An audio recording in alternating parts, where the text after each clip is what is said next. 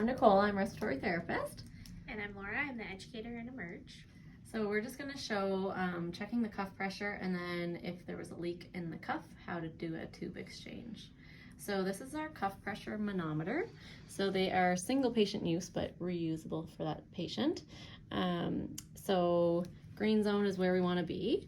This is a luer lock, luer lock kind of twists on there, and then you'd want to be in the green zone. So right now I'm in the yellow zone, so I'm going to put a little bit of air in. Usually when you put it on, it's going to be too much air, so it'll be in the red zone, so you just pull out a little bit. If you pull out and then there is a cuff leak, you hear some gurgling, then still put a little bit of air back in. Don't leave it with the cuff leak. So every time we put this on, a little bit of air comes out, so it's not abnormal to have to put a little bit of air in each time you check the cuff pressure. But if you're having to put in like a cc every half hour or every 5-10 minutes, then you might suspect that there is a cuff leak. So you'd want to notify the physician and see if they at that point want to re-intubate or like do a tube exchange.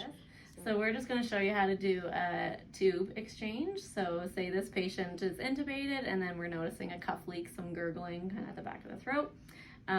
Or we've had to put continuously put air back in the cuff fairly frequently.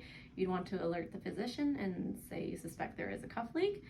And then we would gather our supplies. So what we need to do this is a bougie and your syringe, and then your cuff pressure manometer would be great, and then an extra ET tube, which you'd have lubricated and the cuff deflated. So the first thing we're going to do is we're going to unsecure this. I will deflate the cuff and we'll disconnect here, and then we'll put the bougie in and change it out. So what you want to do, you can see on the bougie there's like the hockey stick end, so that is the end that goes into the ET tube first, and then you can see that there's markings all along here, centimeter markings. So you'd want to measure up your centimeters with your ET tube, and then we would pull the ET tube out then, so that we know we're not going too deep, like past and damaging the lung, and you want to make sure you're in deep enough. Okay, so we would have our Laura here, she'd be bagging, and then we'll say, okay, we're ready. Make sure you pre-oxygenate them because we have to take some time to do this. So I would disconnect here first, and then I'll just move this out of the way. And then I would deflate my cuff. I would suction the mouth first. If I felt there's not secretion sitting there. And if it's one of our evac ET tubes, I would hook the evac port up to the suction just to make sure there's no secretion sitting above the cuff.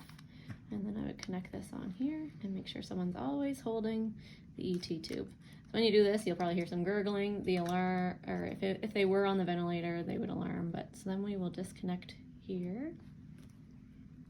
Maybe I'll hold the ET tube, perfect. So then I'm going to put my bougie down. And I'm gonna line up, so 28's right there, so I'll get my 28 right there as well. So I can you see? So there's 25, I think is with the 25 there. So then I'm going to pull my bougie, my ET tube over top of my bougie, and you could have someone else, let me get Laura to just hold the tip of that so that make sure I'm not moving the bougie. And then once we get up high, slide the ET tube off, perfect.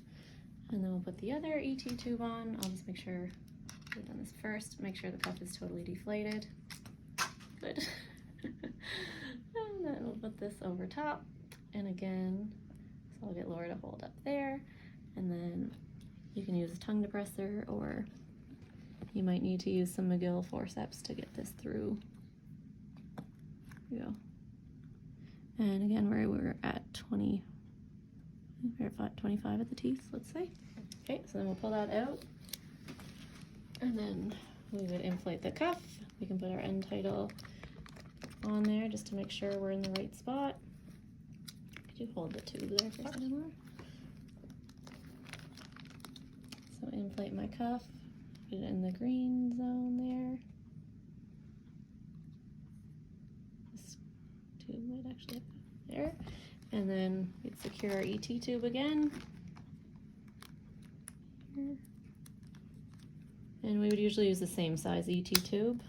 And then just make sure you look at your monitor, make sure that their end tidal is picking up. We can auscultate again, make sure that it didn't go into the esophagus, so stomach and then both sides, and look for equal bilateral chest rise.